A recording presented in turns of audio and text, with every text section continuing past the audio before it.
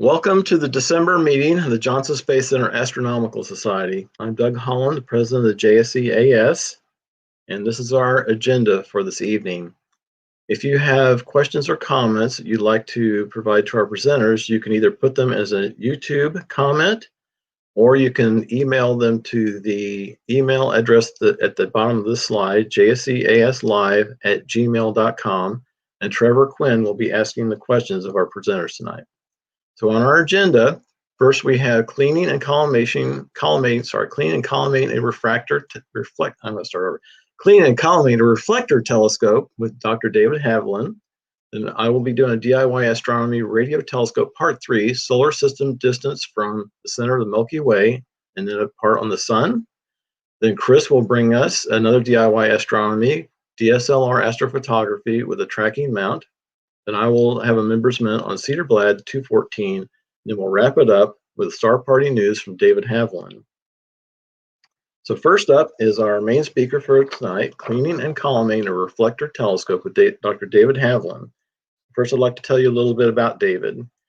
David's motto is cells by day and stars by night. David has spent nearly 40 years in the biomedical research field in basic sciences, specifically immunology and autoimmunity, why your body attacks itself.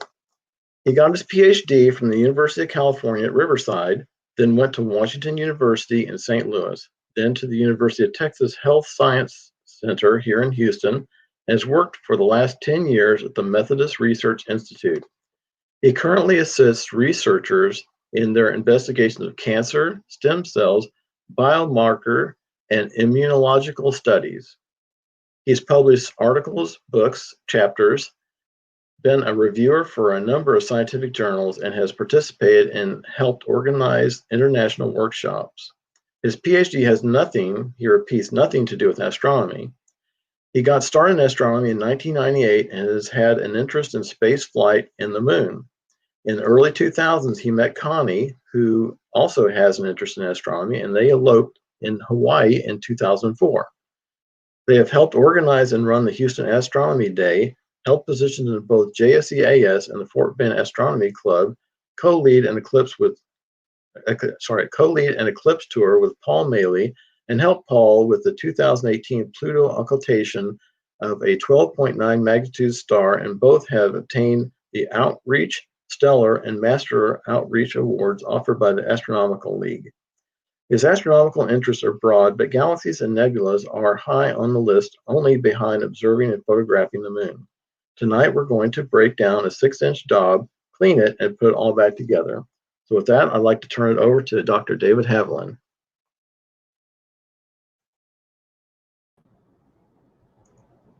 And I unmute myself. Okay, this is going to be a very interesting experiment. Because when the topic came up about doing this kind of a DIY talk, there was no way we could demonstrate taking apart a daub, cleaning it, putting it back together in real time. So after some discussion, we're attempting to broadcast our first pre-recorded video. I'm all about the fundamentals of astronomy, and one of the things I've found in my travel is that some tend to fear taking their scope apart, cleaning it, and collimating it. They tend to also shy away from the word collimation. I won't lie to you, I wasn't thrilled with the idea when I was starting out myself. My initial readings of my Star Opera manual weren't exactly encouraging and read like badly written stereo instructions.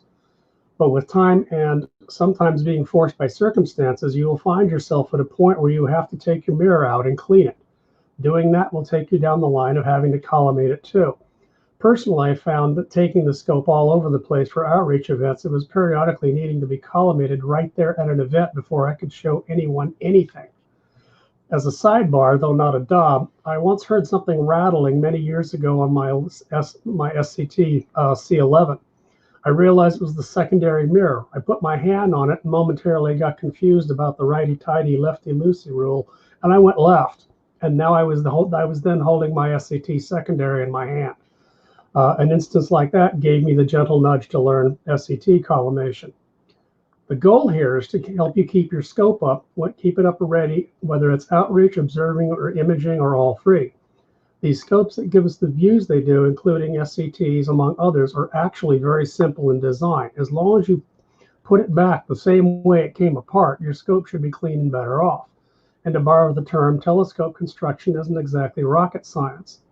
In particular for Dobbs, I do recommend you find a collimation method, which we'll discuss, that works for you, and I recommend you practice it to the point of being able to perform it in a remote location. I also realize you can watch 5 different YouTube vids and ask 5 different people, and you're likely to get a bunch of different answers.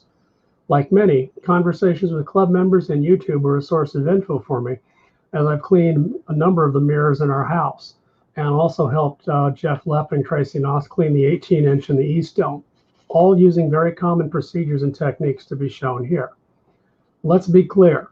The problem with a video and others on YouTube like this tend to make things look all too easy when in fact cleaning the scope is easy, but it is an involved process that will take time. If you've never done this before, while this vid may take 46 minutes, the first time you do this, it might take you the better part of a day, and that's okay. Just to be fair, it took me the better part of a day to do all the filming for this, and then splice it all together. Look carefully at your scope and note the differences and take those into account as you work on your scope. Some Dobbs and reflectors have locking screws adjacent to the adjustment screws for the primary emitter. The scope I show here does not. Note any differences in the secondary mirror itself. In researching this, while there are commonalities in how the primary mirrors are set up, I have found that not all secondaries are alike from one scope to the next. In fact, there can be rather broad differences. Disclaimer, neither I nor JSCAS will bear any or accept any responsibility for your scope if you gack this whole thing up. Especially if you decide to use an SOS pad to clean your primary mirror. And I even elected not to joke about that in the video. Assess your own skill set and go from there. It's possible members will be willing to help demonstrate and show you, and that's good. Sometimes being shown is all you need, and that's what I wanted to try to do here. Again, the purpose of this is to inspire you with confidence that this is actually an easy job, just be careful at each step. So in this video, we're going to talk about putting together a cleaning kit, taking the scope apart, cleaning the mirrors, putting it back together, and then collimating it. So with that, Trevor, if you would, please.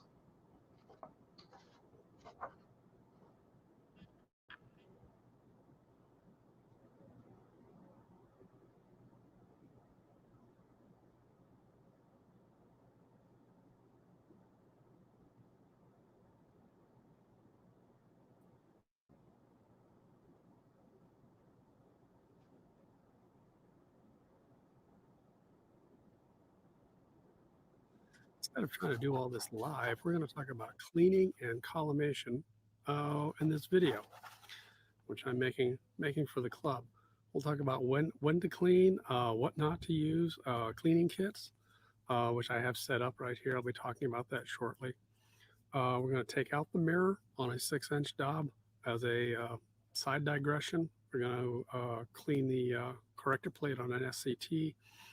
Going to reinstall everything back into the Dob, collimate it, and go from there. All right, before we get going, let's talk about a cleaning kit. I recommend you put one together.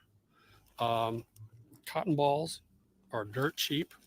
I really like these cotton rounds that you can get. As you can see, I get them from HEB. Squirt bottles, you can be had anywhere. I have one here with DI water. I have another one here with 1 part isopropanol, 2 parts water. Got 70% isopropanol here. And you can buy Kim wipes at specialty stores. You can also get lint-free towels.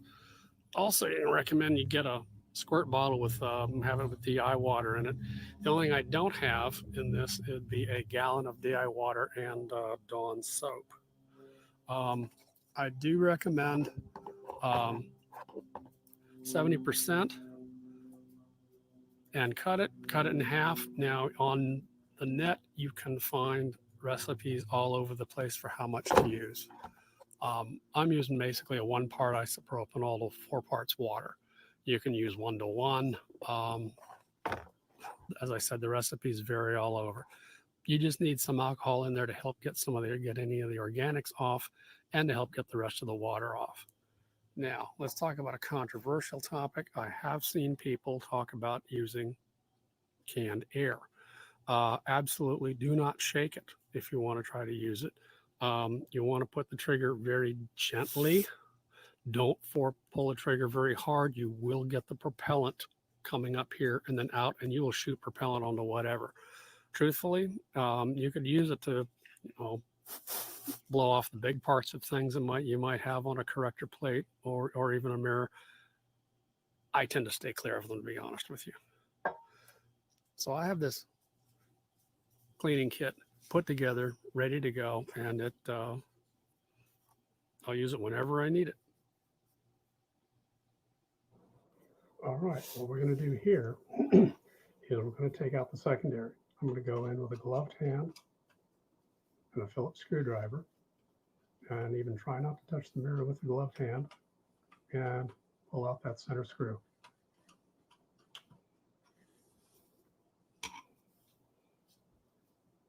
And there we go, single point, single connection with the 3 screws.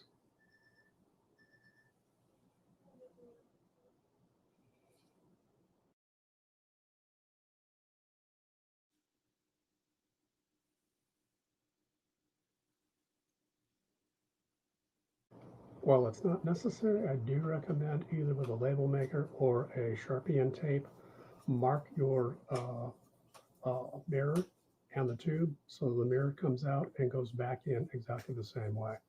As I said, not 100% necessary, but it might help with not having to do so much collimation in the end. So here I'm pulling the screws, rotating the scope ever so slightly.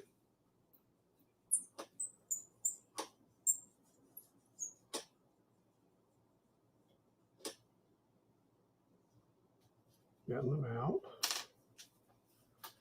I need to pull off the bottom gasket, otherwise I'll never get the primary out unless that gasket's removed. I'm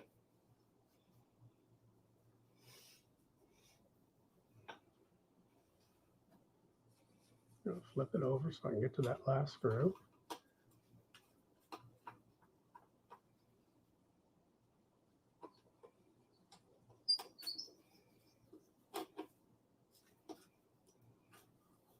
There we go. And I just reach in, give myself some room, reach in and slide it out.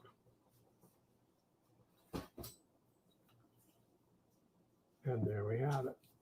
And you can actually see the centering ring has slipped, so I need to put a new one on.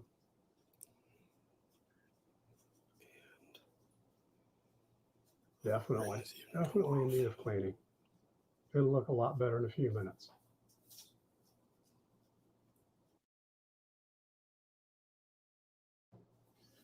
Here I've got it in the sink. No, I'm not even going to take it out of the mirror cell. I'm going to go straight on in, start adding some water, start getting some of that dust to get that dust and stuff wet so it'll soak. And leave it for a couple of minutes.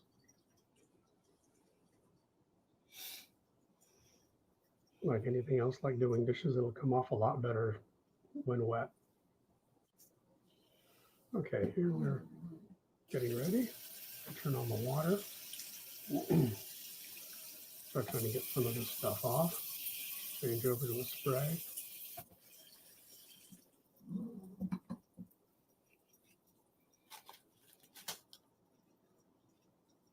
Pick up a few cotton balls and start gently taking some of that stuff off.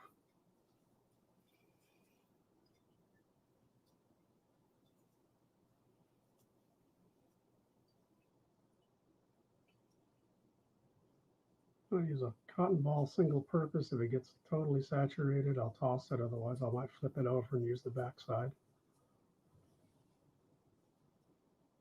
And here again, I emphasize we're not viewing anything more than just the weight of the wet cotton ball across the top. I'm not using a lot of force here. And yes, you do have the protection of that silicon dioxide layer, but you don't want to push your luck. A little more water. And what I'm going to do is I'm going to wet the back of my right two knuckles.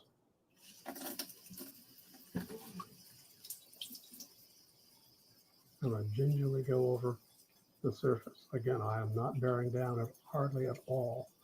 Also feel for anything that might still be attached to the mirror, and I found absolutely nothing. So the entire surface was nice and smooth.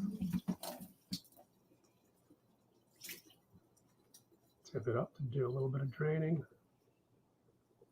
Looking okay. Any of those streaks you see in there, when we get to the 70% or the isopropanol stage, that'll take care of those. But it's looking 100% better than what it was when I started.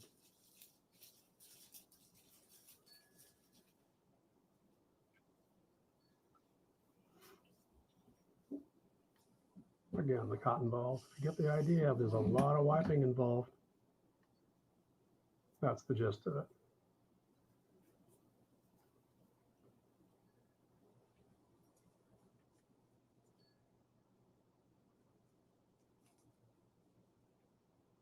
Yeah, probably could have dumped it a little bit, but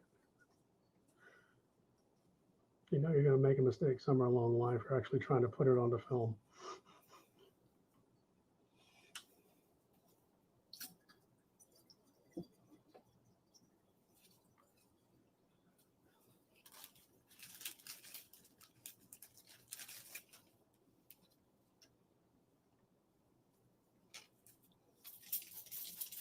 Now come in with 70%. I'm sorry, this is distilled water. We need to get rid of the tap water.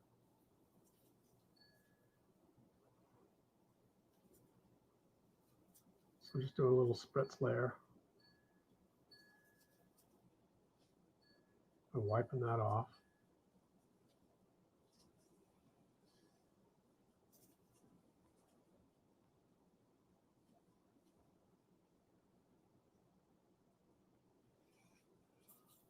Then while we're kind of letting that air dry, we're going to pull out the secondary. I'm going to give that a little spritz of DI.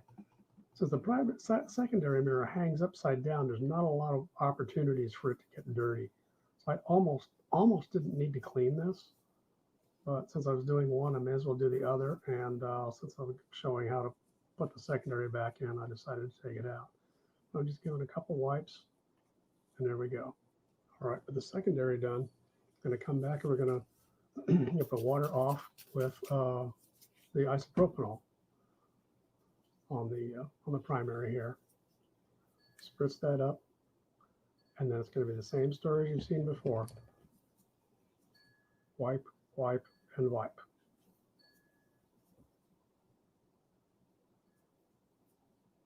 If it wasn't such a small mirror and it didn't go so quick, I would almost investigate speeding this part up, but hopefully you get the idea. This isn't rocket science, keeping these mirrors clean. Just a little common sense and some common reagents.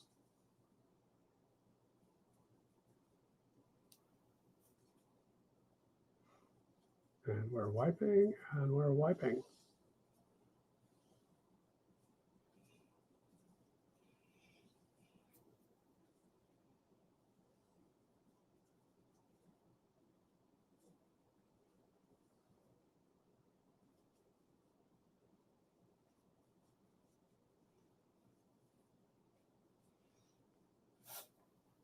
And it's starting to look pretty good. Clean up a few little streaks.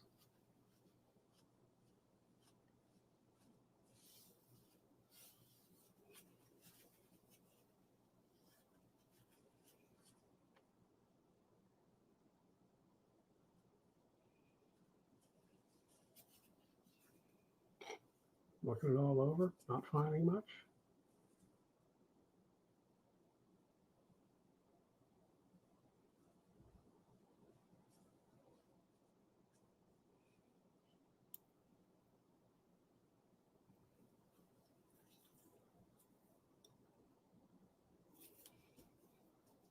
I think we're good.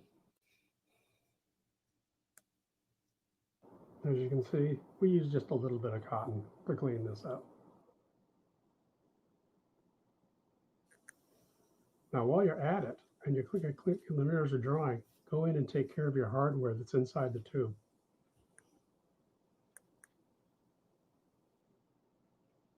Okay, we're going to do a very quick digression here on using that very same cleaning kit to clean an SCT corrector plate.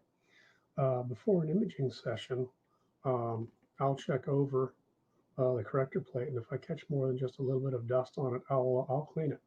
I've removed corrector plates, cleaned both sides, cleaned secondaries, and collimated SCT so far. So far, I've yet to have to clean the primary of an SCT. But if you do, I can recommend this YouTube video. The interesting gentleman here uses a dabbing method to soak and clean his mirror, and by the internet has nicknamed him the Dab Man. So that's why I've included that. I originally was going to do this as a vid, but somehow I gacked up the recording, and a 2.5-minute cleaning vid got slowed down so far that in normal play, it became a 16-minute vid. So there's no way I was going to show 16 minutes, especially at slow motion. So I'm going to do this kind of slide by slide. Here's the SCT I'm doing. I'm doing it on this mount. I'm doing it horizontal. I could do it vertical. You have to watch, as you'll see, when you spray on here, you have to watch for drips and runs. But you also have to watch for puddles if you have it standing up. So it really doesn't make any difference. I'm so used to cleaning these SCTs in a horizontal plane. That's how I do it. So I first come in and spritz in a little, excuse me, distilled water. Let it on there, let it soak for a little bit. I want to watch and make sure you're not going to get any streaks and runs up here or down here on the retaining ring. Then once it's had a few moments to sit, you come in, take one of those cotton swipes and swipe your way. I'll fold it in half, swipe it again. Some might argue I ought to be wearing gloves. Again, that's entirely up to you. In fact, if you're your first few times, I would recommend you also have gloves on. But I do this so commonly now with my SCTs. I can do it without touching the corrector plate. So I wipe some more. I'll show this. This is a little out of focus because the camera focused in on the corrector plate that you can already see has got a bit of improvement of being cleaned. I'll show this toward the end again. Wipe some more. Wipe more. And I'm changing this after I fold it over, as I've done here. So in the process of doing this SCT, I will probably use a dozen of these wipes. It's clean enough. Now I'm going to spritz on some of the 1,4 isopropanol and go from there. I'll get it laid out, as you can see here, but just like in a wine glass, you're going to start seeing it'll run a little bit. The isopropanol decreases the viscosity of the water and it will start to run. So you really want to make sure you don't get runs into the secondary and you don't get runs into your retaining ring. And it's basically the same procedure.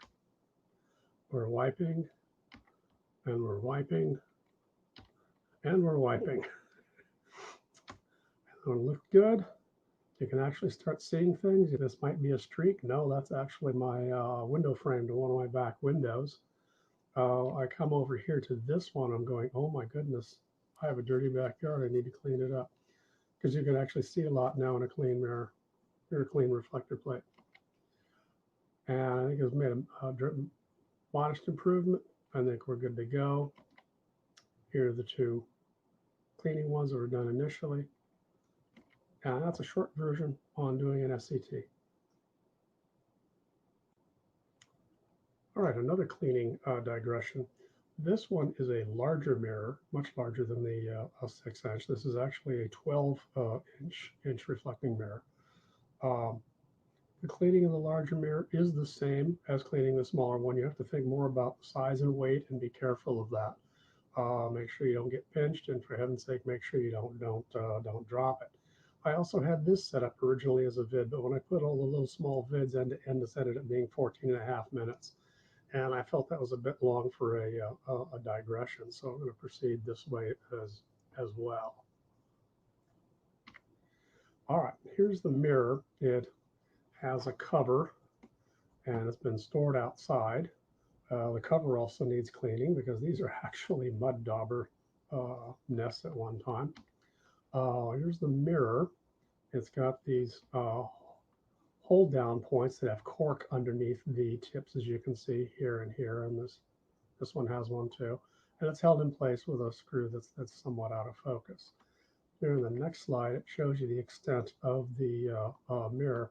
And I'm really just cleaning the mirror for its own preservation. Right now, this mirror does not have a home, but you can see some of the little felt has come off and there are spots. And it has been at least 10 to 12 years that we can estimate that since this mirror has been cleaned. So I'm going to pop it out carefully from the mount. Here's the mount itself. I've placed the mirror into the sink. This mirror is pretty much cast iron, and I'll move it out of the way. And I just turn on the water and run. Let it go for the better part of 3 to 4 minutes. And then, as I did with the, wasn't shown very readily with the 6-inch mirror, I have 2 cups of water here with about 2 to 3 drops of Dawn dishwashing detergent. And I'm dribbling that all over the mirror here. And I'm going to let it soak. Letting that soak for a few minutes. Then I'll come in, wet the back of my fingers with water, and start gently going over the top of the mirror and getting a lot of the stuff off. I felt nothing that wanted to stick to the mirror. Everything fell off just fine. This mirror actually in the end cleaned up nicely. So there's more rinsing, a little more rinsing. I tip it up to get the water off. And as you can see, we've made an improvement in the mirror in just that alone. I come in with some distilled water and try to start rinsing off the tap water. Start wiping it down here with cotton balls. I must have gone through about 15 to 20 cotton balls, just getting the bulk of the water off at this point. You can also stand them up. Don't leave them unattended, but you can also stand them up and let them drip dry as well. Going a little bit more, dry it off a little bit more. Then I came in with the isopropanol and spritzed it up. Started carefully wiping it down. Going down a little bit further. Dry and checking for any streaks. As you can see, it's really, really cleaned up nicely. I did do something that I haven't done on many of my own mirrors, is I came in with a flashlight on the back side. And yeah, these coatings are thin enough, you will actually see some flashlights will work their way through. Now, don't take that as a bad sign. The reflective coating on this mirror is still in good enough shape to give us a few more years of good service. I did notice this streak here, and Chris Randall told me about that he'd noticed it a long time ago before he removed it from its original place. Cleaned up a little bit more. Put it back in the holder. Cinched up the little mounts. And put it back to its resting place in the house. All right. All right, my centering dot is still there, but I'm going to demonstrate this anyways. To find the center of your mirror so you can put one of those notebook rings, get yourself a nice clean sheet of paper. Put your mirror straight down onto it. Do not rub the mirror. Put it down in one motion. Get yourself a pencil and trace the mirror.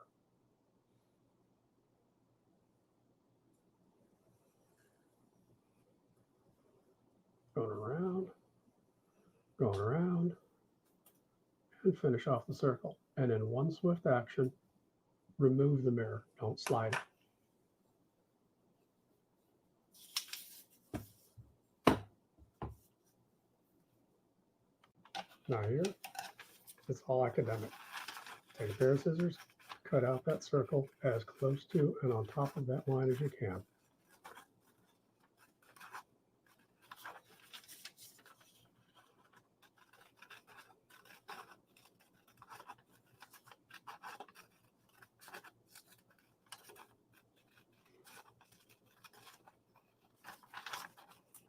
Try to find yourself some of those ring binder circles. Don't order them from Amazon. You'll end up with a box of 500. That's something that's worth going to CVS or Staples or something and getting a very, very small box. Some of your collimation devices have those circles in them. If they do, guard them. Put them in a safe place. All right, finished. We're going to fold it. Fold it in half. Now we're going to fold it again into quarters.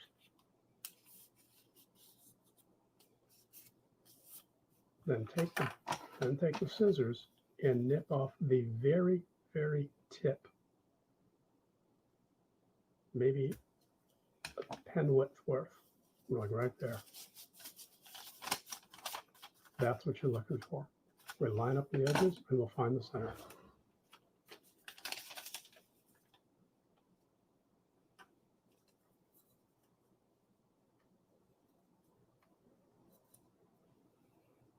Hold the edge, place the circle.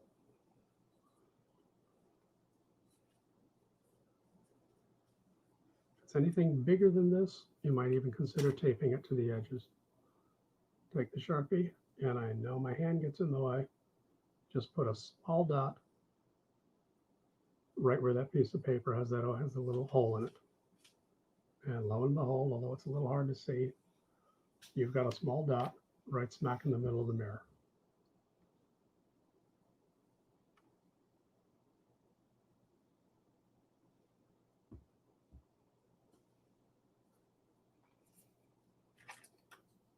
At this point is a pair of tweezers and one of those little circles that actually came in the collimation box.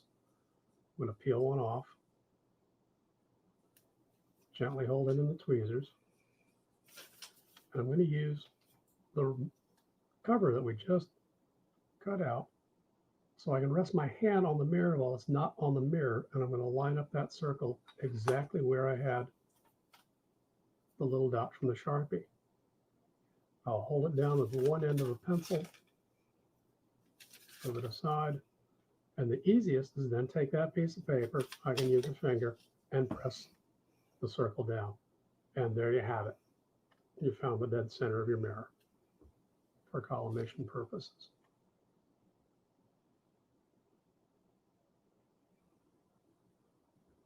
Looks good, looks centered. Okay, because my hand was in the way, I found these pictures of us doing the reinstallation of the East Dome mirror that's 18 inches across. And they're called hull reinforcements after I looked them up, and you can get them for $4.99 $3.99 for a pack of 200 if you're going to ever need that many. So I've already jumped the gun here. Tracy Gnass has already cut out the circle, analogous to what I did. She's nipped the corner. She's going to hold it down and come in with a Sharpie and put a singular dot dead center in the mirror. Now, where I used tweezers, she used a pencil to try to tease it into place. I would prefer the tweezers. That's entirely up to you. Tracy's a very, very experienced individual at doing this. Her preferred method is a pencil. You actually have to figure out what works for you. If you've got hemostats, may even be better. I would still consider using the paper cutout you just did to give your hand a resting place as you manipulate the hole, reinforcement hole into the right place. Kurt Lewis in the background with F back, positioning it, and there we have it, done and ready to go. Another view, and there you go.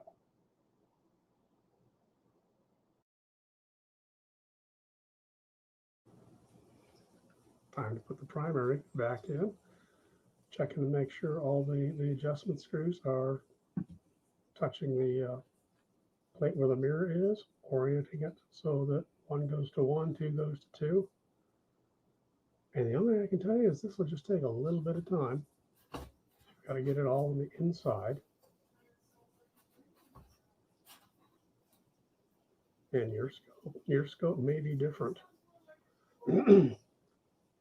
Realize I need a flashlight. to make sure I can find the place in the cell where the attachment bolt screws into.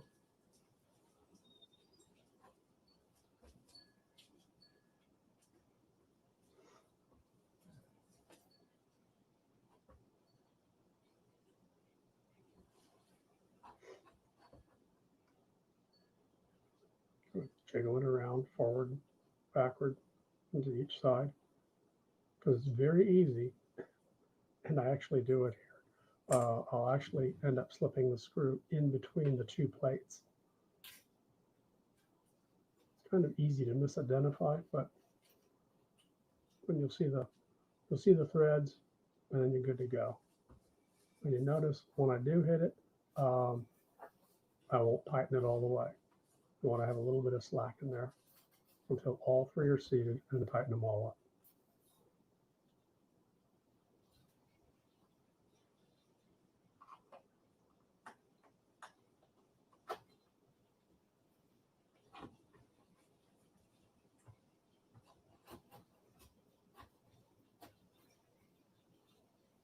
And I also show you this full length because I don't want to leave you with the impression in a short video that this can be done in a half an hour. No, this whole thing I would plan on making it a good two to 2.5 hour adventure, and then more if you're gonna and it'll take time when you're doing the collimation as well.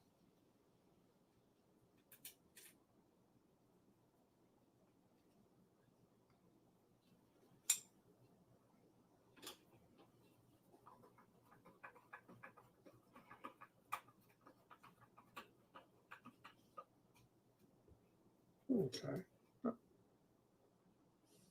those two in.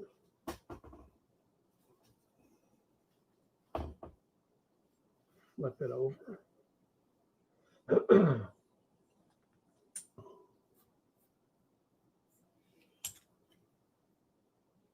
Using the flashlight to double check the location.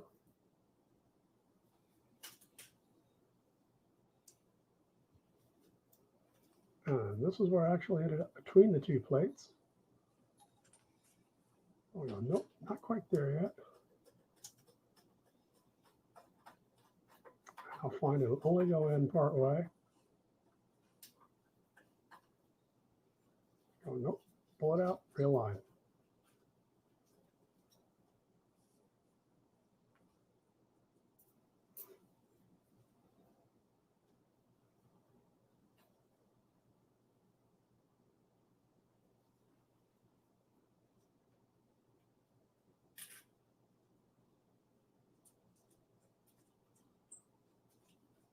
Again, the attachment of your primary may be different than this one. See what's in your owner's manual.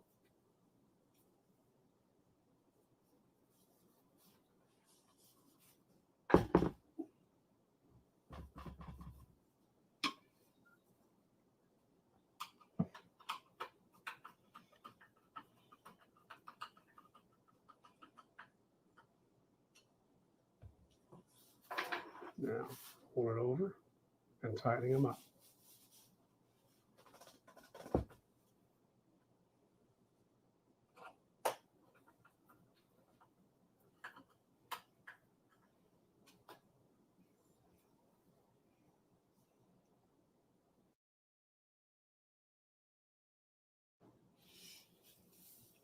We'll talk more about that screw on the secondary in a little bit.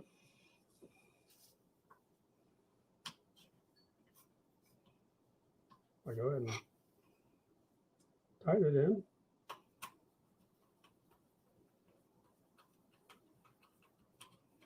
Take a peek, and as I'll show you,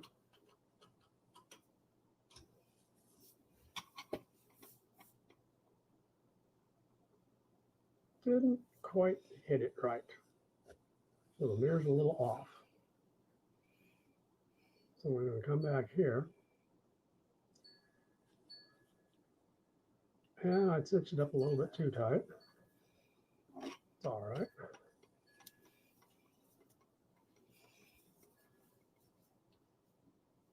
I'm actually swapping the glove on the other hand.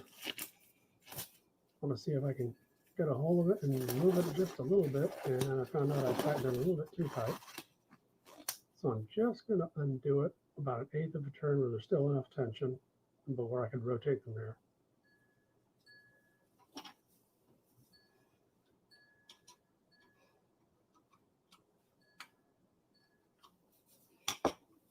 Again, what you should see with the secondary in there, you should be able to see the entire primary mirror. And we're good.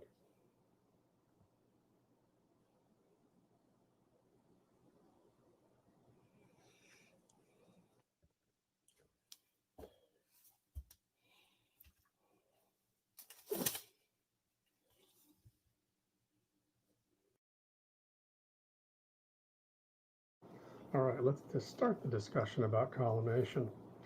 I'm going to use laser collimators here, but the catch is here, laser collimator, the collimator has to be collimated because of how these things are constructed is actually a laser inside of a tube held there by 3 contact points. And if those contact points are out of alignment, then so is the internal laser.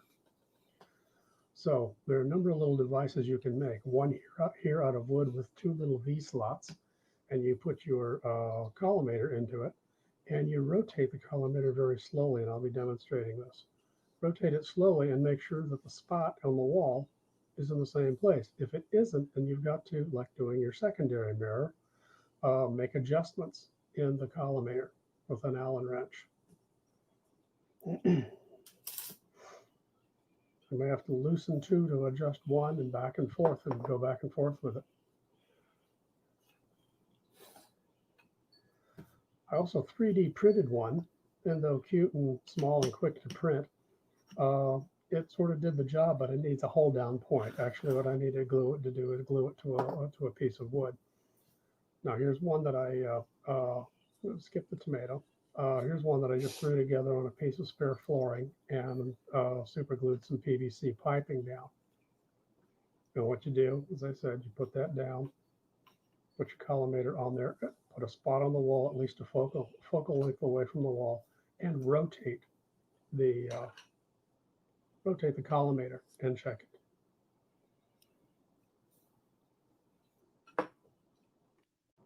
All right, I'm going to show you this one. I've got a piece of paper on the wall. I'm going to put this one on. This one's on the mount, and we're going to rotate it. As you move the collimator on the stand, you're going to realize you're just simply touching it is going to make it move. Also, there could be some undulations and little things with the label on there will throw it off. So you have to take it all in one big picture, if you will, as to how if your collimator is out of collimation or not. This one is largely staying where I point it, even though there's some motion with just my touching it. But it's not walking around in a circle. So this one's good, and we're going to use this one. This is the other collimator. Nothing against Orion, but this is the Orion collimator, and I had to make some adjustments here. But here it is without making the adjustments first. And as you can see, it's walking. Kind of doing a half circle, then the little opening gets hung up a little bit on the stand, and I end up repositioning it. But anytime I moved the collimator or rotated it ever so slightly, the central, the dot there, the red dot moved, and it told me that it was just a touch out. Yeah, going from there to there. So this was in need of adjustment, and what you're going to have to do is you're going to have to use that Allen wrench, find the holes, and open those holes, even if that means busting through the label, so that you can make the needed adjustments.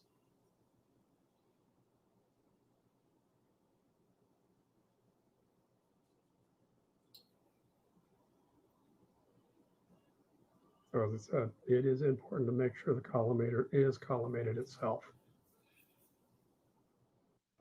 All right, through the miracle of time, and about 10 to 12 minutes, I got the Orion collimator pretty well squared away. As you can see here, it moves every time I touch it, but for the most part, the red dot stays stays where it needs to be. So I was happy with this result, and will gladly use this one as well.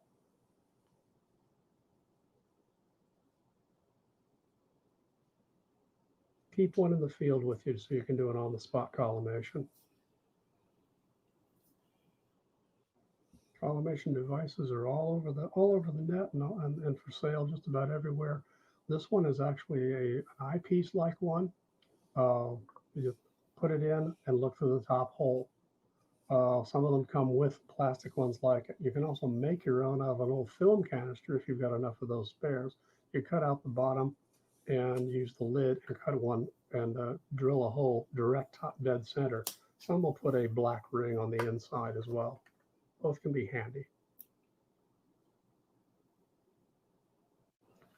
Okay, we're repositioning the secondary here. We've got it set up. It took 8 full turns to lock the secondary into position. So what I do is I back off 1.5 to 2 and still double check and make sure that the secondary is centered in the eyepiece. Then I put the secondary adjustment screws up to the plate and I start walking them around until you can see where the laser goes. You'll sometimes see it hit the reinforcement hole. I'll cinch it up and it'll scoot out of the way. And you've got to work all 3 of these knobs off of each other, loosening some, tightening other, going back and forth to get it all firmly cinched so that the secondary is locked in place. Secondaries, as a rule, will not move. Most of your adjustment will have to be with the primary mirror out in the field. But once the secondary is in place, it's usually pretty good.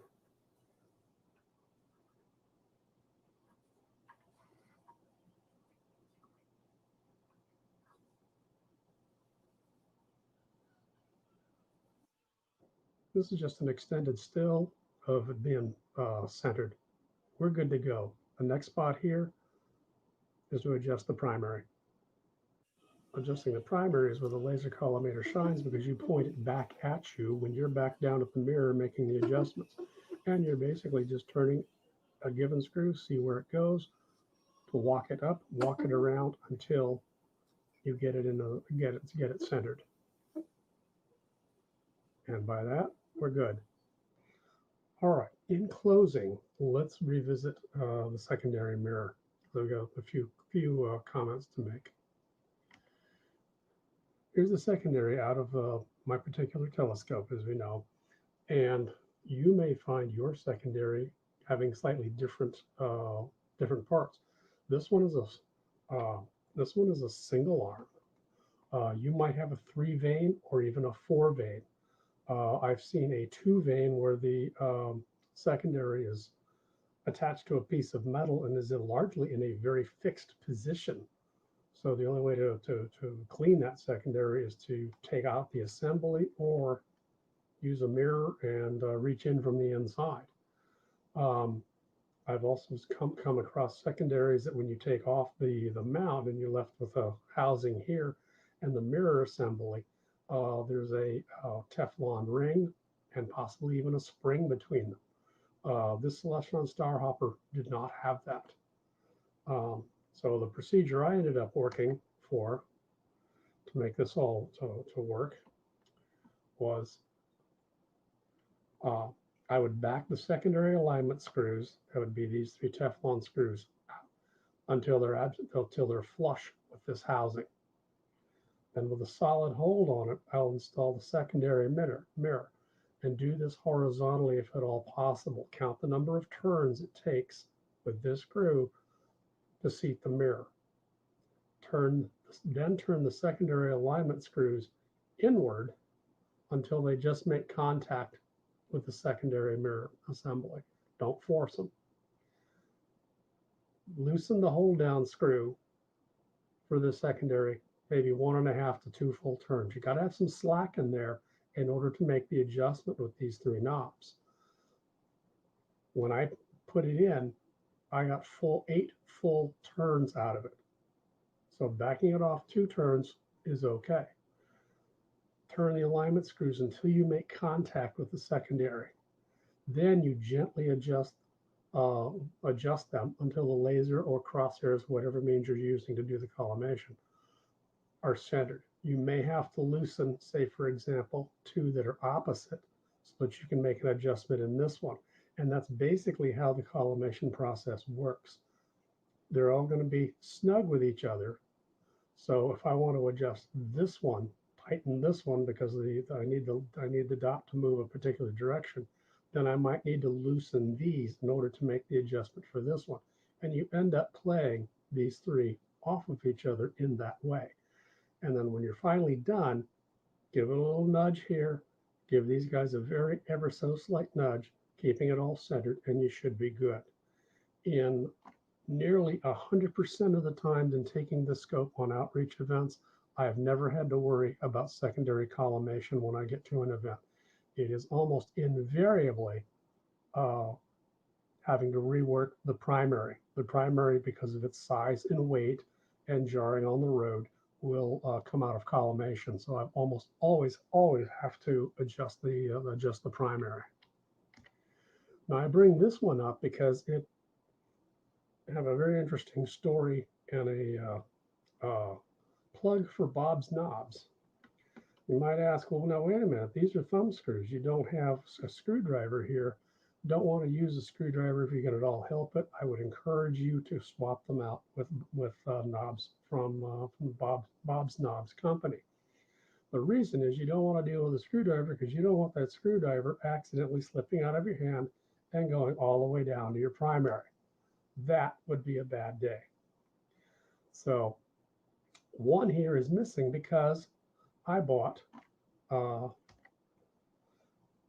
Bob's knobs here that are supposed to be for the Celestron telescope. And to make a very long story short, I've had them for like 3 years and I just never got around to putting them in. But I thought, hey, this would be a good time to do it. And I found they didn't fit. So I reached out to Bob's Knobs and said, hey, I've got this little problem. No, I'm not asking for a refund, but I would appreciate knowing what is the correct thumb screw to use. And I will gladly put in that order. And they came back with a response that kind of surprised me. They said, please take a picture of the knob, the product that we sent you, that we both know is supposed to fit the Celestron scope, with a ruler and the knob that came out of your secondary. So, oh, okay. So I went one better. I measured both the nylon screw and the screw that's supposed to be its replacement, and you can obviously see a very interesting flip here, 3.38 and then 3.83. There's a modest difference, which explains why this one didn't fit.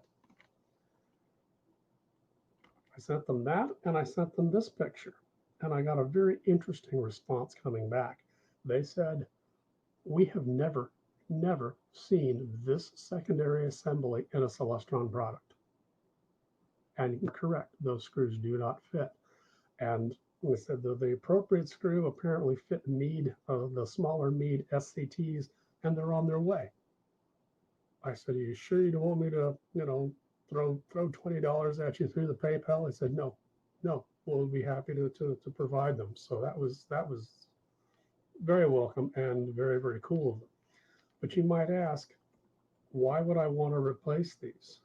These are thumb screws. They're already there. I don't need the screwdriver. They're nylon. They're 20 years old. They're oxidizing. And I have a very slight fear of snapping one of these off or having it just simply break off because of age. I would rather have metal in there. So I was going to opt to swap them out.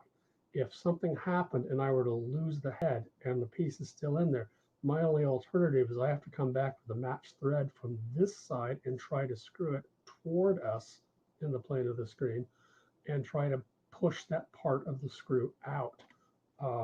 A broken secondary screw in a secondary mirror is a bad day because you can't collimate the scope. So that's part of my reason. I would rather use these, keep them around and use them for spare tail rad screws. All right. In conclusion, the goal here was to show that cleaning the mirror and corrector plates isn't complex and in fact is very straightforward to do. Just take your time in doing it and be cautious about your mirror and careful in what you do. Don't fear cleaning. Yes, I'm probably adding a 6th YouTube video to this, but you'll get 5 different YouTube videos. Will tell you 5 different things.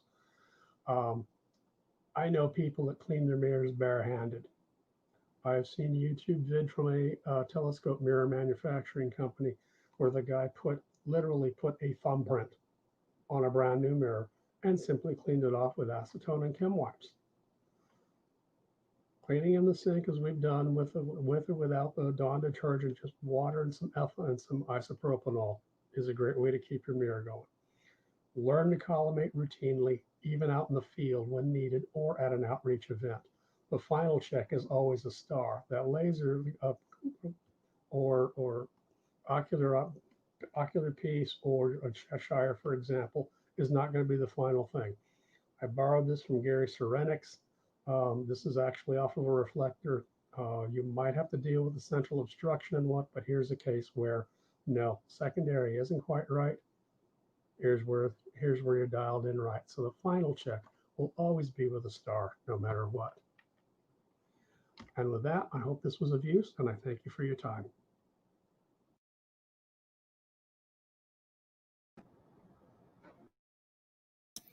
Okay, David, Okay. we've got a question for you. Okay.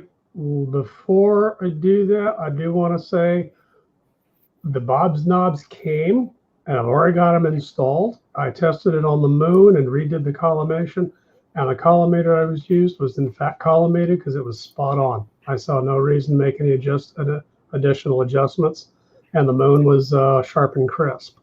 You do not have to take off the secondary. I did because I wanted to tell a complete story, but you can often leave the secondary alone.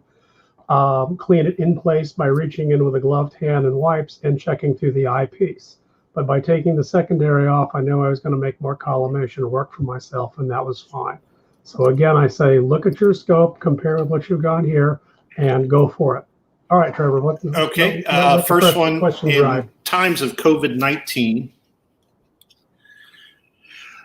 David, where are the best places on the net to go and purchase deionized water, cotton supplies, and IPA 70%?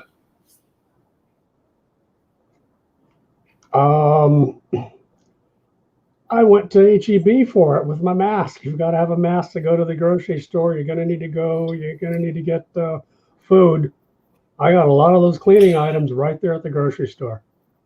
The only rough spot would be the chem wipes. Now, I didn't use any of those. I have those around, but I mainly just use the cotton swabs.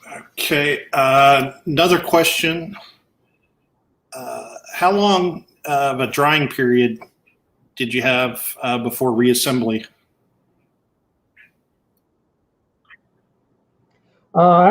Since I cleaned the one with the still in the cell, I let that one dry for a good half hour and kind of shook things off.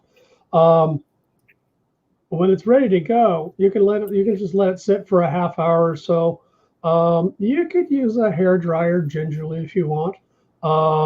Half hour is ready to go to put it back in. As long as you don't see any drips, you're good. Okay, I don't see any additional questions. I'm going to go ahead and turn it back over to Doug here. Okay. Doug, you're on. Okay, David, thank you very much for that presentation. That's very interesting, and thank you for all the effort in putting that video together for us. Okay, next up is a DIY astronomy that I will be giving on Radio Telescope Part 3, Solar System Distance from the Center of the Milky Way and a segment on the Sun. So what I'm going to be telling you about a way that you can use a DIY radio telescope to measure how far our solar system is from the center of the Milky Way. So if you've seen any of my other presentations, this is part 3, so this is the third one I've given on this. This is a homemade 21 centimeter wavelength radio telescope, which is the same thing as 1.42 gigahertz. And this particular configuration will let you measure neutral hydrogen. There's a hydrogen emission line at 21 centimeters that this will pick up. So this is just a Wi-Fi antenna, and then it's using a software-defined radio as a receiver. And this particular configuration is using a Raspberry Pi so that I can sit in my house and control this instead of having my laptop out in the backyard. The data I'm going to show you is gathered along the galactic equator between November 3rd and November 17th of this year. And here's the original data. Okay, these are all 21 centimeter wavelength plots at the galactic equator. And each one of these is spaced by 10 degrees declination. The reason it's 10 degrees is because the beam width of the antenna is 10 degrees. So I moved it by 10 degrees each day and got this data. In these plots, the red ones are the summer Milky Way, the ones we see rising above Sagittarius, and the blue ones are the winter Milky Way, like you would see running around Orion and Canis Major and the winter constellations. So this first plot appears at minus 30 degrees declination. That's actually when you're pointing directly at the center of our galaxy in Sagittarius, and it goes minus 30, then minus 20, minus 10, 0, 10, 20, 30, 40, 50, and 60. The 60-degree one is the maximum northerly point on the galactic equator that we can see.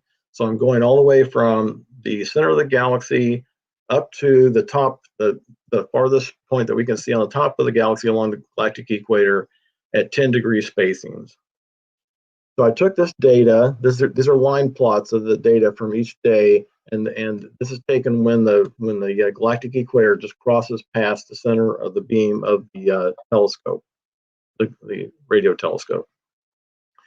So those line plots are then turned into a 3D surface plot. I use MATLAB to do this, to put these all together so I can get a better visualization of what this data looks like and what it means. The red ones are the summer Milky Way, and the blue ones are the winter Milky Way.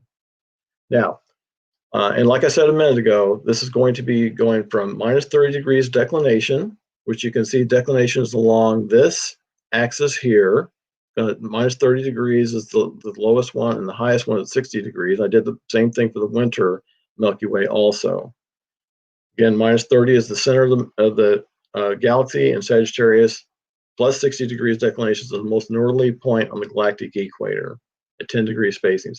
So it's declination along this axis, it's frequency along this axis. So the neutral hydrogen is at 1420.4 is where neutral hydrogen is. If it goes to a lower frequency, that's going to be red shifted. So when it goes to higher frequency, that's going to be blue shifted.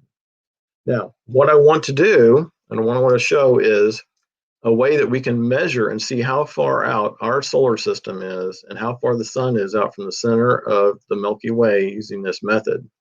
So the Milky Way is thought to be somewhere between 100,000 and 120,000 light years across. It's different depending on where you look, but in general, that's about what most people think. And the sun, our solar system, is a half to 2/3 out from the center. Now, what I'm going to do is I'm going to switch over to MATLAB, and I'm going to show you, I want to talk to you about these plots. So let me see if I can do that.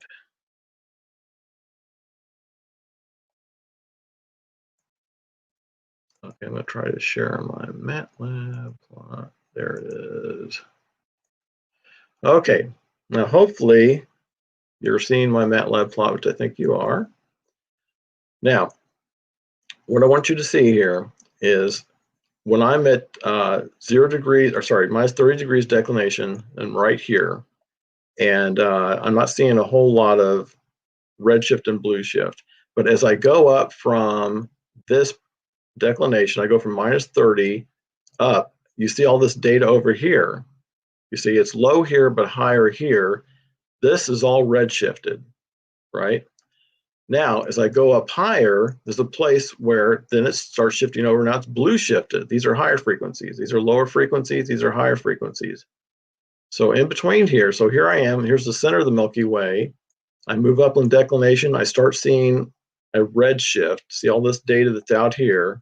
Here there's none, or very low, but here it gets to be more as I go up in declination. And then I'm going to turn this plot around backwards so you can see it. Then when I get up to the higher ones, then I see blue shifted. I'm coming out here to these higher frequencies. These spikes here, don't let those bother you. Those are some kind of man-made noise. I don't know what they are, and that's what I got. So, but what I want to show here is, if I look here at top, there's a place where this goes from redshift to blue shift. It's probably like right along in there-ish. There's where it's, here's the red shifted area, here's the blue shifted area. Right along in here is where it changes from redshift to blue shift. And I think you could probably convince yourself that that's probably about 2/3 of the way up my data.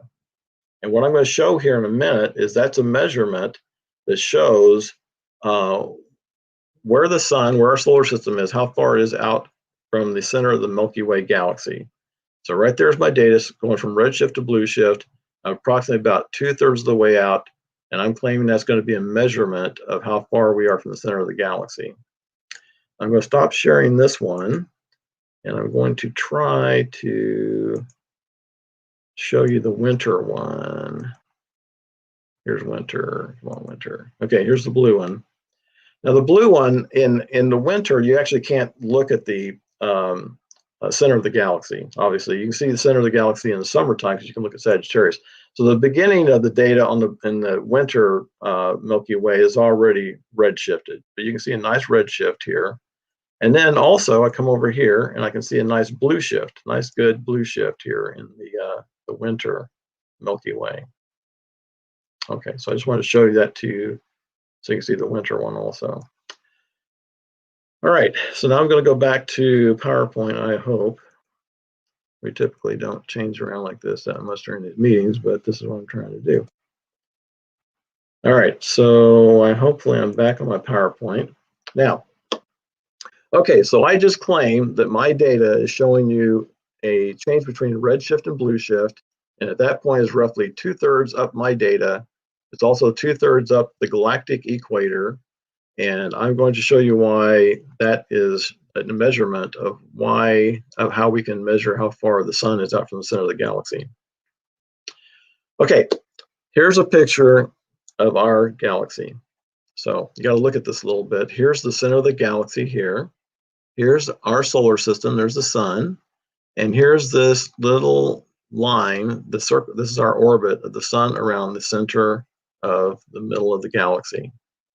Now, as you can see from the spiral arms, the angular velocity of the gas and dust and all the stars and everything is higher as you go towards the center of the Milky Way. So here we are in our circle. Anything that's between us and the center of our galaxy has a higher angular velocity. This is moving faster than we are. And you can tell that by the spiral arms too, as evidence that this has a higher angular velocity than we do. But anything above the sun's orbit out here is moving slower than we are as an angular velocity. That's these spiral arms. And this is, so we're moving faster than everything in the galaxy out this way. So here in this region is redshifted, because here we are in our solar system, and when we look at anything that's in this region, it is moving faster than we are. Its angular velocity is higher, so it appears it is pulling away from us, which means it's going to have a redshift. Now, this area up here is above our orbit. Here's our orbit around the center of the galaxy.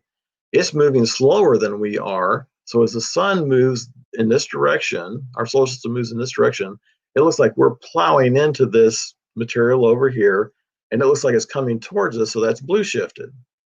Then over here, this area is red shifted because we're moving faster than this is, and so we're pulling away from it, which makes it look like it's going away from us, which makes it red shifted. Then everything down in this area here is unobservable because it's too far south and we can't see it. So as I look towards the center of the Milky Way, I'm looking at Sagittarius here, and I look away from, this is the summer Milky Way. When I look away from the center of the galaxy, here's Orion over here. This is the winter Milky Way. So when I'm seeing the Milky Way in the summertime, I'm looking towards the center of the galaxy. But when I'm seeing the Milky Way in the wintertime, I'm looking away and seeing this outside arm of our Milky Way galaxy. So we're supposed to be roughly about 2/3 of the way out from the center of our galaxy. And in my data I just showed you, that about 2/3 out in my data, it changed from red shift to blue shift. So that's a way with a radio telescope in your backyard, you can make these measurements and actually try to convince yourself of how far out from the center of the galaxy that we are. All right, the second thing I wanted to show you was a radio measurement I made of the sun. Okay, so the sun is different. What I just showed you a minute ago is 21 centimeters emission line. It's a specific frequency, a specific wavelength where hydrogen is emitting because of a property of the flips of the electrons in a hydrogen atom. But the sun, on the other hand, is not a single wavelength. It's broadband. You can see here, this is the quiet sun, and it's just broadband. It's not a single wavelength. It's just all over the place. So what we would expect is if we went outside and we pointed our radio telescope at the sun, we would see all the frequencies at the same time. And that's what this video is going to show us. Here's the sun over here. The radio telescope is actually pointing directly south. So when the sun crosses this middle line, that's when we'll be detecting the sun. This is a 4.5-hour video shortened down to just a few seconds. Don't worry, we're not going to sit here for 4.5 hours. So just a few seconds. So I'm going to play this for you, and you can watch the sun move past over here in Stellarium and watch all the frequencies go up and all the frequencies go down. And that's what we would expect. We would expect that the sun is broadband, and I'm going to play it one more time. We see all the frequencies go up when the sun crosses, and then we see them go back down again. And that's the Milky Way starting to come on here, which you're seeing there after the sun.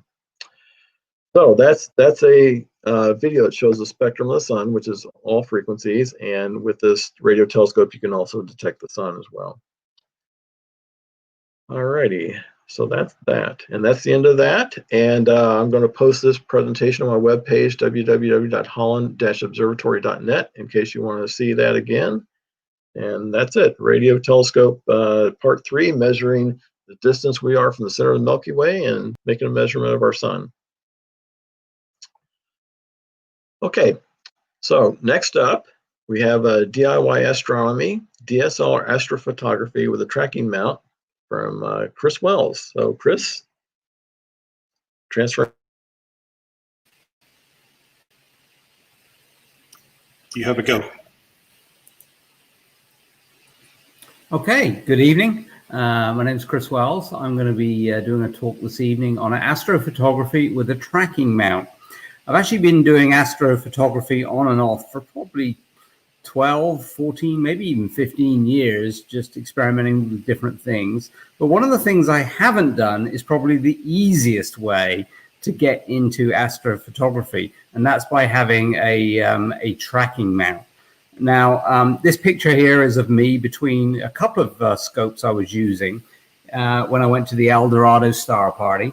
So the one you see on the right side of the picture, or on my left in the picture, is the main imaging rig that I had going for the sort of deeper sky astrophotography. And because I like visual as much as I do doing astrophotography, on the right-hand side of me there, or on the left-hand side of the picture, you see the visual mount that I use. But I actually had one other mount going, and courtesy of our production manager this evening, Trevor, was actually something called a tracking mount by a company called Ioptron, called the Sky Guider Pro. So what you're seeing here is on the left a picture of the Sky Guider Pro, a little small tracking mount that you can just put a DSLR camera on and actually take astro images. So this is the first time I've ever done this and got round to it, and I'm really delighted that I actually did that. So this is what the Sky Guider Pro looks like. There are a number of different companies that do tracking mounts these days. And the first thing to note is they're really, really small. So this spooky little hand coming out here, manicured fingers, isn't mine. It's actually courtesy of Ioptron. But that shows you how small this little tracking mount is. And you can use it in two different configurations. You can either just use it just for a DSLR camera, like this, or you can have a deck adapter kit here if you wanted to put a very small telescope on here up to a weight limit of, I think the weight limit's about 11 pounds. A couple of things here is this is a red mount. It's really good. That's how they used to do them. They've actually just changed the color to black. They're actually exactly the same tracking mount. They've just changed the color. So I like to tell Trevor that you've actually got one of these coveted red SkyGuider Pro tracking mounts that are more difficult to get these days, but they really are exactly the same mount. So the idea is to set up a tracking mount like the SkyGuider Pro. You put your Canon camera on there. You have a small device called an intervalometer. And what that does is it lets you set up a longer exposure so that the camera lens itself is taking a picture for, instead of the maximum on a Canon is 30 seconds, you can have a 2-minute image, a 4-minute image, a 5-minute image. So I think you get the picture there. And you're doing it without a computer. You're just doing it with a tiny little handheld device that you leave strapped to the camera. Couple of options available with the SkyGuider Pro mount today is the base option comes with actually a polar scope, and you look through the polar scope. You have an application for your smartphone. It gives you a little cross in the corner there that tells you where Polaris should be, and you then adjust the altitude and the azimuth of the mount controls here to actually get it to point directly where the cross is as represented in a cell phone application. So that's one variety, but they actually have another option that you can buy today with the SkyGuider Pro where it comes with an inbuilt iPolar camera. This is a small CCD camera that points at Polaris. It comes with software that you can run on a PC today. And what you then do is you look to actually center the circle with the cross by making the altitude and the azimuth adjustments. And both methods lead to a very accurate polar alignment. And obviously, the more accurate you get, the better the images you're going to get out of the camera. Luckily, I didn't have to set any of this up. It was already set up. I literally put my camera on, pressed the button of my intervalometer, and forgot about it. So while I went off and did some visual or did some imaging on the other scope. So this was actually one of the first images I took. The first thing is when you go out to El Dorado Star Party or you go out west there, the skies are so absolutely special that all you want to do is look visually upwards. I mean, that's the wow factor. And you just see these clumps of stars everywhere in the Milky Way. I can't tell whether they are red-shifted or blue-shifted in relation to the previous presentation. But sometimes you just get completely lost out there. You know that feeling where all of a sudden, instead of you looking at bright objects, you're looking at just the Milky Way, and it's just the most fantastic thing. So what I did is I didn't actually know for this picture what I was pointed at. I just really pointed the camera and let it go. I just left it. And I actually left it for 59 exposures, each being 2 minutes apiece. So that's about 2 hours. I literally forgot about it. And it was just taking photographs for me. So that was great. But I didn't know where it was in the sky. And I didn't really know until later, what kind of image I was going to get. But there is this site called www.nova.astronomy.net that what you can do is take the photographs, upload them to this website, and it comes back and draws a star map. A map and tells you what you were actually pointed at and looking at. It does something called plate solving that actually tells you then what you were pointed at. So without knowing what I was pointing at, I can find out later. And this is actually an area called the Student Star Cloud. Don't know if I pronounce these constellations right. Always a problem that. But in the center there is Beta Scuti and a number of other stars. And there's Aquila, the Eagle, up around this area. And this bright patch right in the center here is actually M11, the wild duck cluster. And because it's only a 55 millimeter lens, it's obviously super wide field. But something as bright and as stunningly visual in in it's just a little spot, almost like star-like, in an image of this width. Anyway, so that's the first image I took of the Scutum star cloud, but I didn't know I was taking a picture of the Scutum star cloud until I got to process the image later. Okay, here's another example that I did. This was 24 exposures at 2 minutes. Once again, at 55mm lens on the SkyGuider Pro mount. You start to pick out here, this is an area called the Heart and the Soul Nebula, and they're very close to the double cluster. So when you've done a lot of visual with telescopes, you're not really accustomed to the fact that these objects are even in the same field of view. But with a 55mm lens, you really are starting to construct your own sky survey here and starting to realize the association of some of the objects you're used to looking at in either the eyepiece or imaging specifically. You're actually starting to get a good view of the skies and the association or the relationship to each other of those objects. Now, this one you'll all recognize off the bat is obviously the Orion Nebula, the Running Man, the Horsehead Nebula, the Flame Nebula. I've never taken a picture wide like this before. This was less wide before. This was actually because it was a zoom lens, and it was a really El Cheapo zoom lens. It wasn't anything special. This was 100mm. So it did manage to capture some more of the nebulosity there and getting in closer to the object that you're actually probably more familiar with. Of course, this is Orion's belt here. Wasn't very well framed. I actually cut off one of the stars there, forget the name of that one. But I was really pleased about this one. I don't know how it's coming across on the presentation, but right around here, I'm getting a big arc here of a big arc of a mission nebula here called Barnard's Loop. I've never captured Barnard's Loop before, so I was like really excited to get that image. And literally, as I say, you know, with a tracking mount, I didn't even know what it was doing. I just pointed it somewhere roughly and let it go. And then, you know, 2 hours later or an hour and a half later, come back and pointed at something else. And it's only now am I discovering, you know, the kind of the pictures that I'm getting. So it's very, very exciting to do this way. Another example here, this is an area around Cedar, the center star there within Cygnus, lots of emission nebula again, just beautiful areas here of the Milky Way. Right at the top here is actually the American North American nebula. You can see the Gulf of Mexico around here at the very top there.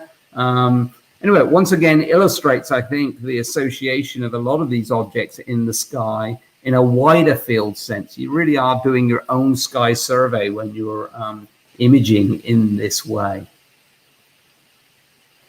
Another example here, this is the Veil Nebula. I mean, the best views of the Veil Nebula I've ever had is obviously stood on a ladder looking through somebody else's large Dobsonian and moving the Dob cage around in the sky. That's the best experience I've ever had with the Veil Nebula. And this is what it would look like in a with a 60mm zoom. And in this time, I actually, instead of doing 2-minute exposures, I went up to 4-minute exposures, and I did 32 of them. But this is a testament, I think, to some of these handheld tracking mounts today. They just track so well for 4 minutes without guiding at all. This is the SkyGuider Pro mount. So the word guider there is, it means you can actually put an auto guider on this mount if you wanted. But quite frankly, if you're doing wide field imaging like this, I'm not sure I see the need for that. But anyway, real pleased for 4-minute sub exposures here. And once again, this is Cedar, I think, and the area of nebulosity are around it. Okay, here's the Veil Nebula again. You see one arc of the Veil Nebula there, one arc of the Veil Nebula there, a lot of nebulosity here in the center there. Obviously, it's all part of that supernova remnant that occurred there. nice open cluster there. I forget which NGC classification it is. But just look at all the colors of all the stars coming out. Nothing better than a very West Texas sky and just a simple DSLR camera to bring out all the detail there and the beauty of the Milky Way. Once again, 4-minute images. The mount just worked. It just tracked beautifully. Here's another example in Sagittarius. I don't know if you'd recognize some of these objects, but right at the bottom there is the Lagoon Nebula M8. There's the Trifid Nebula and a bunch of other nebulas there. So by taking images like this, you can actually start to test also your understanding of the sky and where things are in relation to each other. So when you do a sky survey picture like this, it's kind of fun to test yourself and say, wow, what's that? What's that? And really, it just helps you learn the sky as well. So these are the other objects, M17, of course, M16, M25. They're all there. They're all in one field of view with a 55mm zoom in this case. Anyways, just some closing thoughts. First of all, I can't believe I haven't done this kind of astro imaging before. It's so easy. But the thing that really occurred to me was that it really helps aid your understanding and your learning of your sky. You're not messing around with the equipment. There's no babysitting. You're not looking at the computer monitor. You're really savoring and getting the most out of the special dark skies by focusing on, instead of astro images, instead of looking at your computer screen, you can just leave this stuff there and you have a visual instrument like I had to use in West Texas, and you get the absolute most out of those special dark skies when you go on the trip. And then when you get back, you just have fun processing some of the images that you just left going on that tracking mount. So with that, is there any questions? Yeah, we got a couple for you, Chris. What lens was that exactly that you were using on the camera? The lens was one given to me by my dad. I didn't go out and buy or choose it, but it's a 55 to 200mm Tamron lens. Nothing special other than my dad gave it to me, and I'm making great use out of it. Okay. Next question. What did you do to focus these images? Focusing is a little tricky on a DSLR.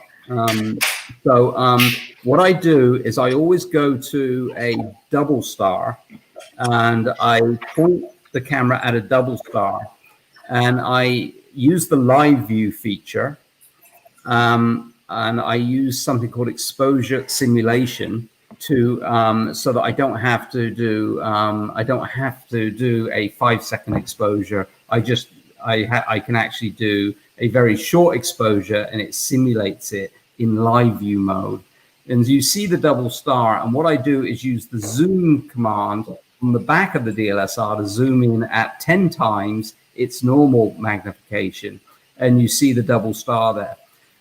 Because my eyes aren't as good as what they used to be, what I also use is a little magnifying glass that I carry in my pocket to magnify the image even further than times 10 while I tweak the focus. So that's the procedure I go through. I love double stars. I love looking at them visually, and I love them as an aid to actually doing a good focus on a DSLR camera using the live view feature. Okay. Did you use a filter for the picture of Orion? No filters were harmed in this process. Could you do a quick summary of the workflow used to process the pictures? I can. So the first thing is with a DSLR, I always capture the pictures in RAW format. With a Canon camera, it's .cr2, I think is the file extension. So you take your 59 images or your 32 images, and what I then do is take those images into my PC. I do dark frames as well on the same night as I took the pictures. So the idea there is to get a dark frame image as well by covering the lens cap and taking about 10 to 15 dark frames with the same exposure length as the subframes. So those dark frames for me were both 2 minutes and 4 minutes.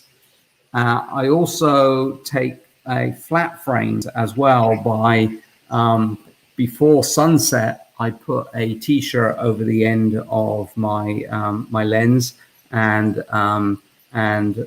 with the sky illuminating the sensor, I take a number of flat frames as well.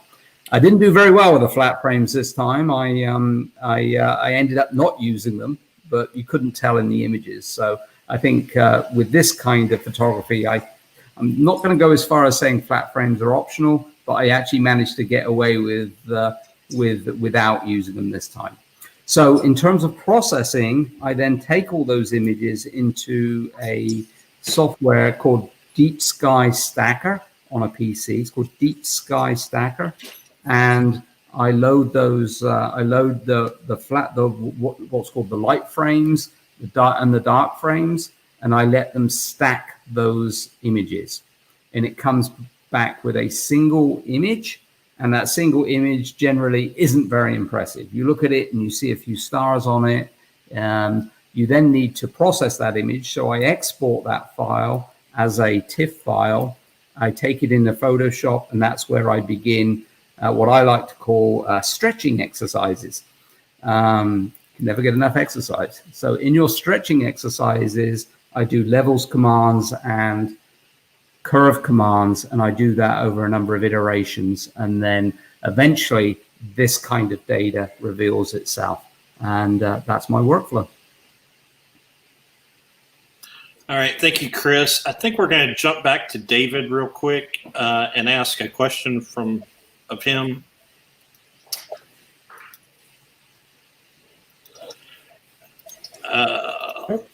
David. Let's see. Yep. Where did it go? Unmuted. Yep. Yeah. Okay. If you have smudges or scratches that do not wash out, would you recommend using a Sharpie to block it out? I'm kind of ambivalent about that for two things. I guess you could. I've never been in that situation to try it. My experience with a mirror that was really in bad shape because of weather and time was the East Dome mirror, and we were still getting decent views with it, even though it was pretty holy, I might add, with the flashlight test. My reason for not doing that is you're putting Sharpie chemicals into your mirror coating, and that may hasten the need ultimately for the recoating. So I'm not sure I would do that. I mean, the mirror can still give you very good views, even when it's got a modest amount of dust on it, and some scratching to a point, you're still going to see things. Now, obviously, as the more dust or the more scratches that occur, the more the image is going to be degraded, so it starts becoming a margin call whether to clean or whether to recoat. If it's seriously scratched, I would probably consider recoating. That large mirror that I showed in the video only had a couple of other little dings all around, but that one scratch that I saw, I know I called it a streak in the vid. When you look at it without the flashlight, the coating is still pretty well intact. So that mirror's got a number of years of service. So it all has to be just assessed as a constellation, if you will. How many scratches, how many dings you've got.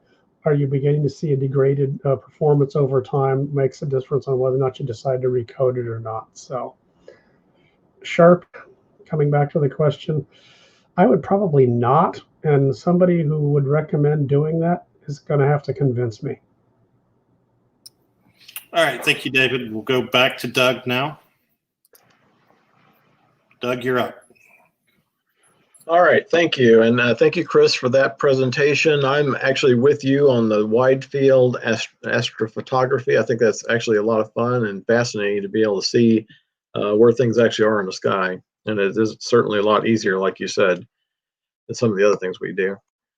Okay, so next up is a members minute from me, a Cederblad 214 emission nebula in Cepheus. This is actually another result from the Eldorado star party, which we're getting a lot of play off that one star party. Okay, so here's a picture of my imaging systems for this particular image. That's at the Eldorado star party. This is a Newtonian telescope, 200 millimeter aperture f5. I'm using an MPCC coma corrector.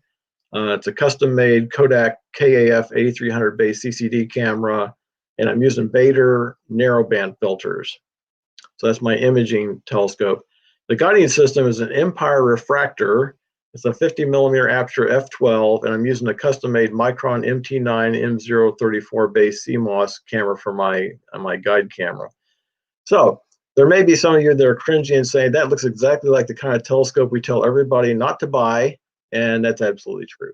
But it turns out that these telescopes actually make fairly nice guide scopes because they're really lightweight and they don't add much weight to your setup. And if you put enough rubber bands on the focuser, you can actually make them steady and stable. It takes a lot of rubber bands. And I have to admit that I did change the objective lens. I bought a new objective lens from Surplus Shed and improved the quality of this telescope. It works fine as a guide scope, and I like the lightweight because before this I was using another scope as a guide scope and it was heavy and it caused me problems. And so this super lightweight scope works well for a guide scope for me. All right. And this is a picture of the Eldorado star party in case you guys want to know what it looks like. There's the restrooms over there, and you don't want to see those. There's my water bottle. All right, so here are the images. This is a narrowband image. So I'm taking sulfur S2, which is going to be mapped to red, hydrogen alpha mapped to green, and oxygen 3, which is mapped to blue. And this is a lot of exposure. I mean, I got 29 times 15 minutes of sulfur, 31 times 15 minutes of hydrogen, and 33 times 15 minutes of oxygen. So total is 23 hours and 15 minutes. When you're doing narrowband imaging, it takes a lot of exposure. They're longer exposures, 15-minute exposures each, and you got to get a lot of them. And so it takes a long time to do narrowband imaging, but I think it's worth it. But one thing I want to point out, this has been something that I have noticed in my narrowband imaging.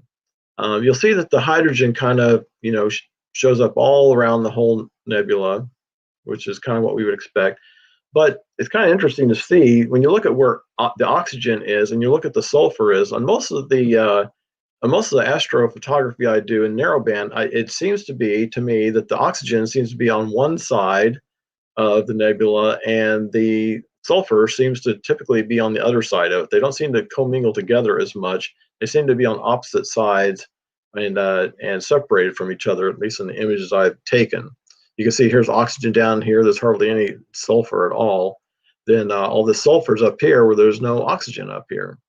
So there's probably somebody out there that understands why that is, but I don't understand that. But I just find it interesting because many of the narrowband images I've taken, that's what it appears to be. Okay, so here's the combined image of Cederblad 214. This is a nice emission nebula in Cepheus. And the processing steps I took on this, because I know that some of you astrophotographers would like to know the steps I take for processing this. First, I calibrated this in Deep Sky Stacker. This is the same one Chris had mentioned a minute ago. I should say that all my other pictures from Eldorado were all processed or all calibrated in PixInsight. But for whatever reason, I had trouble getting this to calibrate correctly in PixInsight, and I actually got better results in Deep Sky Stacker. So I like trying multiple things to see which one actually turns out the best. But in this case, Deep Sky Stacker did a better job. Then I took this over to PixInsight to do a dynamic crop because you have to cut off the edges because your narrowband images typically do not line up correctly. And you have to cut off the edges so that you can have them, areas that they all have in common. Then in PixInsight, I did a multi-scale linear transform noise reduction only for the sulfur and for the oxygen. The hydrogen was strong enough that it didn't need any kind of noise reduction. It was just strong and smooth all by itself.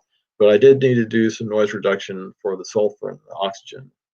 And I take it into Photoshop for levels and curves, which is like what Chris mentioned a minute ago, doing your stretching exercises.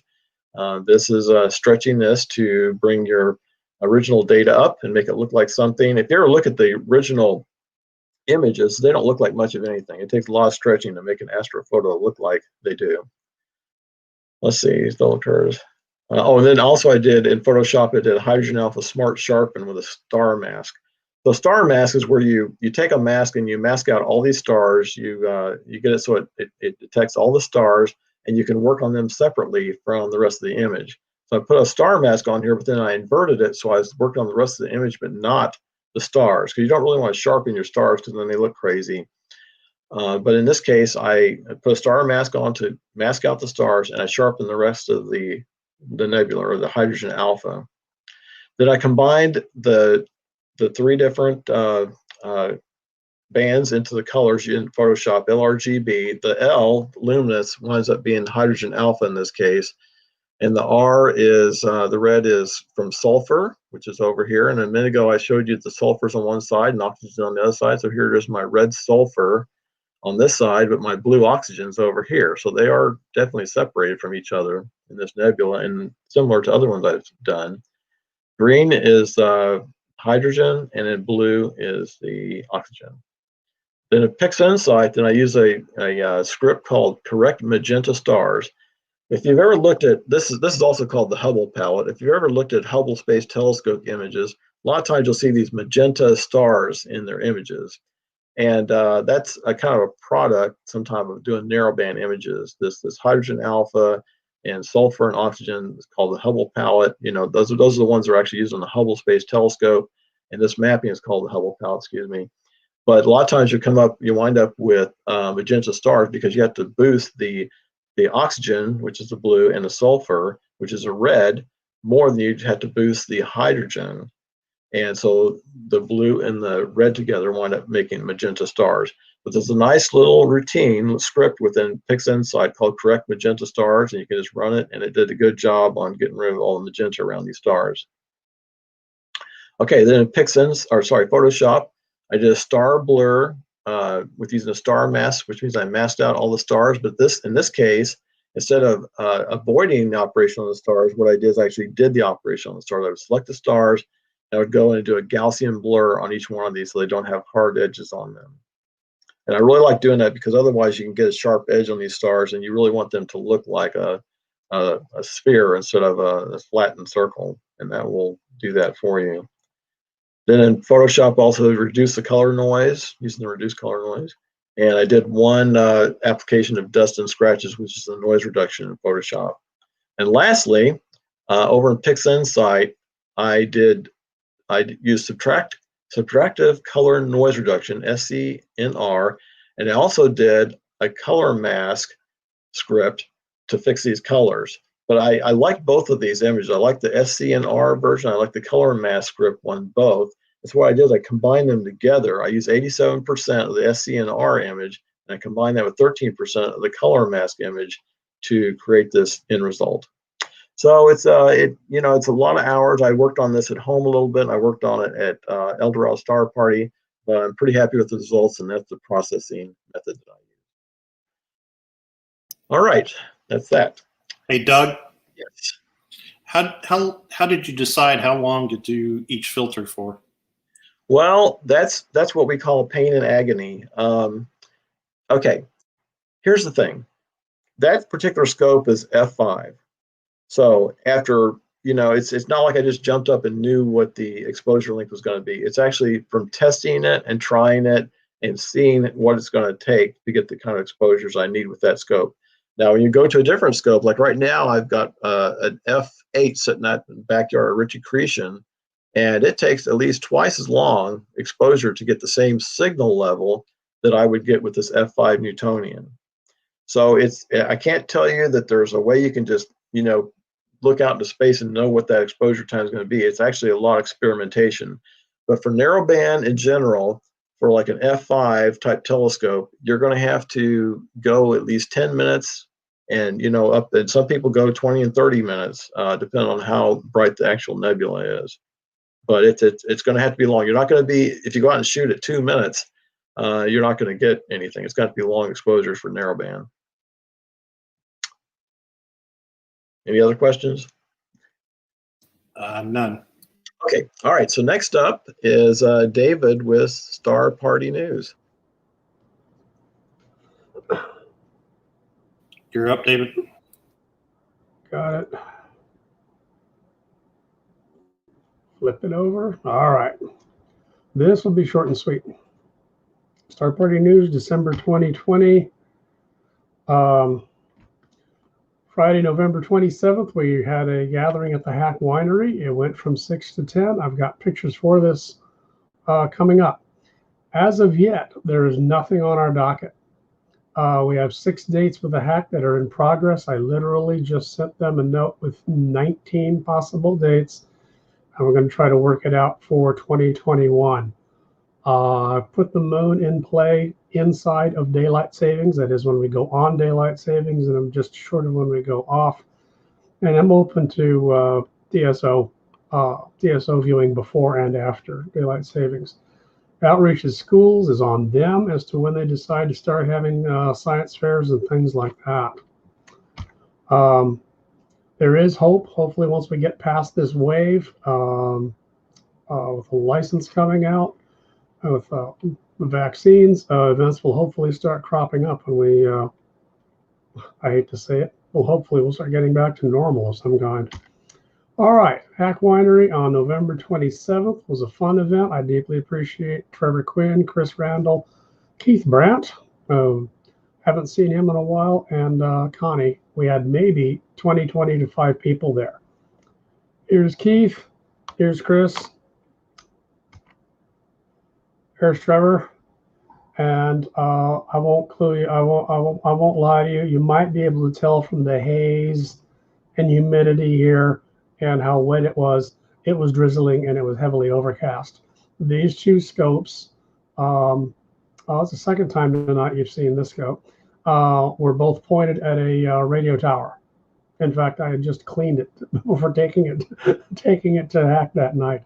They're both pointed at a radio tower with a blinking light. We had a couple of people come around and look through and see the blinking tower, but they understood. There's Trevor's rig, and Trevor kindly provided me a picture of the sky. And that's it. Yeah, try to look in Rick one time, and we never heard from him again.